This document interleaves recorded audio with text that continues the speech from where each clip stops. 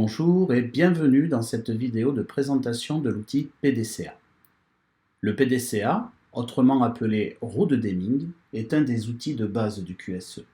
Il est utilisé dans le cadre d'une résolution de problème ou de la mise en place d'une action d'amélioration.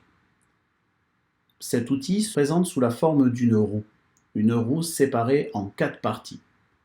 La première s'intitule Plan, la deuxième Do, la troisième Check et la quatrième Act.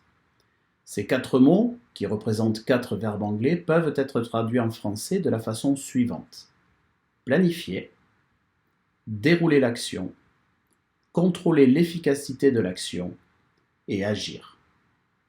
Je vais vous proposer de regarder ce que nous réalisons dans chacune de ces 4 étapes. Pour ce faire, nous allons partir d'un principe. Vous venez d'avoir une non-conformité chez un de vos clients et il va donc falloir résoudre votre problème.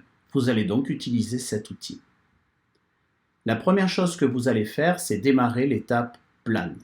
Cette étape est primordiale. Si vous ne l'appliquez pas comme il faut, vous serez incapable de résoudre votre problème de façon pérenne. Tout d'abord, et avant toute chose, vous dépannez votre client. Nous appelons ça une action curative. Une fois que votre client est dépanné, vous définissez un pilote dont le rôle sera de mener la résolution et de mener l'utilisation de l'outil PDCA. Ensuite, vous allez vous assurer de bien comprendre le dysfonctionnement. Et pour le comprendre, il va falloir le décrire. Il y aura une autre vidéo sur quels sont les outils que nous pouvons utiliser pour cette description-là. Cette étape est fondamentale. Si vous ne décrivez pas parfaitement le dysfonctionnement, si vous n'êtes pas sûr de bien comprendre ce qui s'est passé, alors vous serez incapable de résoudre votre problème dans le temps.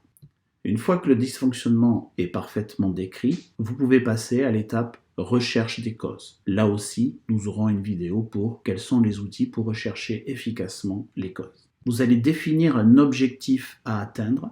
Cet objectif vous permettra, dans l'étape Check, de vérifier si votre action sera efficace ou non.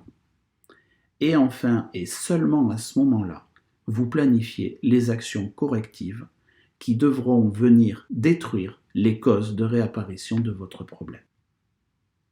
Une fois que ces actions sont planifiées, vous allez passer à la deuxième étape du PDCA qui est le Do. Que faites-vous ici? Eh bien, tout simplement, les actions qui ont été planifiées sont mises en œuvre. Mais pas seulement, vous devez également enregistrer les résultats de votre action pour être capable de savoir si votre action est efficace derrière ou pas.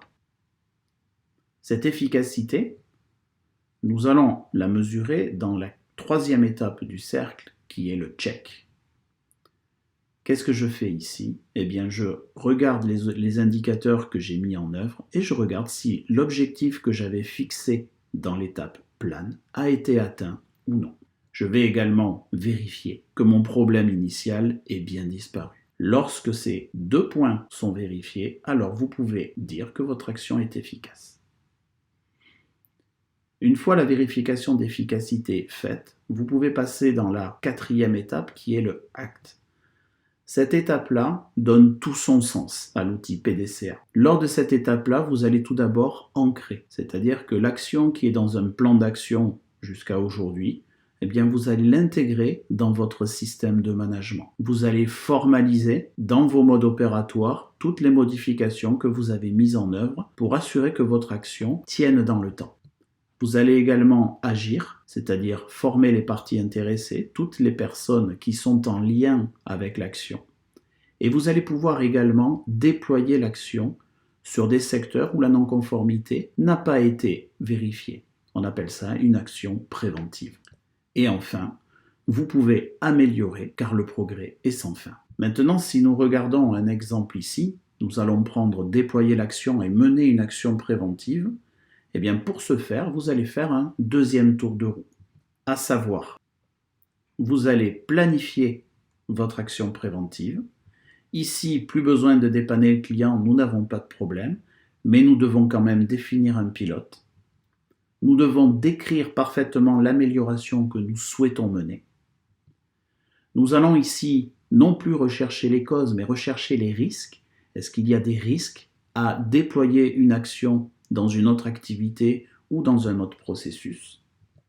Nous allons définir des objectifs de performance ou d'efficacité et nous allons planifier nos actions d'amélioration. Cette action, vous allez la mener dans l'étape do et vous allez également enregistrer les résultats. Résultats qui vous permettront de mesurer l'efficacité de votre action préventive, donc en vérifiant l'atteinte des objectifs et en revoyant si les risques que vous avez identifiés sont maîtrisés. Et enfin, l'étape acte, qui sera la même que dans le premier tour de roue. Vous allez formaliser votre action préventive dans votre système de management. Vous allez former les parties intéressées, déployer l'action si vous pouvez encore la déployer, et l'améliorer car le progrès est sans fin. Et vous l'aurez compris, pour mener ces 3 étapes, il faudra faire un tour supplémentaire de roue. Voilà pourquoi cette roue tourne tout le temps, et l'outil PDCA représente l'amélioration continue. Maintenant, si vous aviez déjà vu cet outil, vous aurez peut-être repéré que je ne l'ai pas placé comme il est habituellement sur une pente. Que signifie cette pente? Elle signifie que vos actions d'amélioration, si elles sont infinies, deviennent de plus en plus difficiles à mettre en œuvre au fur et à mesure que vous améliorez votre système. Et lorsque nous arrivons en haut, le risque, bien sûr, c'est que la roue redescende, et souvent, on représente une cale qui va empêcher la roue de redescendre. Cette cale représente votre système de management, qu'il soit qualité, sécurité ou environnement. Chez Orcali, nous ne mettons jamais cette cale. Pourquoi? Parce que dans les entreprises, nous avons beaucoup d'actions de planifier. Mais le temps étant ce qu'il est et les ressources étant ce qu'elles sont, vous n'avez pas forcément le temps de mener toutes les actions que vous avez planifiées. Et lorsque vous avez beaucoup d'actions et que vous n'arrivez pas à conduire toutes les actions, eh bien cela signifie que lorsque vous en avez mis une en place, vous vous dépêchez d'aller en mettre une autre. Et vous ne prenez pas forcément le temps de vérifier toutes les efficacités. Et si on ne vérifie pas l'efficacité, alors la 4e partie du cercle est rarement réalisée. La roue a donc plutôt cette forme dans les entreprises, dans notre quotidien, dans la vraie vie comme on dit. Et si nous ne représentons pas cette cale, c'est tout simplement parce que si nous avons cette roue qui a cette forme, la cale ne sera pas capable de la maintenir. Voilà pourquoi il est primordial d'utiliser cette roue en gardant son aspect rond, c'est-à-dire de planifier peut-être moins d'actions, mais lorsque je planifie, je vérifie que je suis capable de mener toutes les actions de mon plan d'action, que je suis capable d'en vérifier l'efficacité et que je suis capable d'améliorer cette action dans le temps.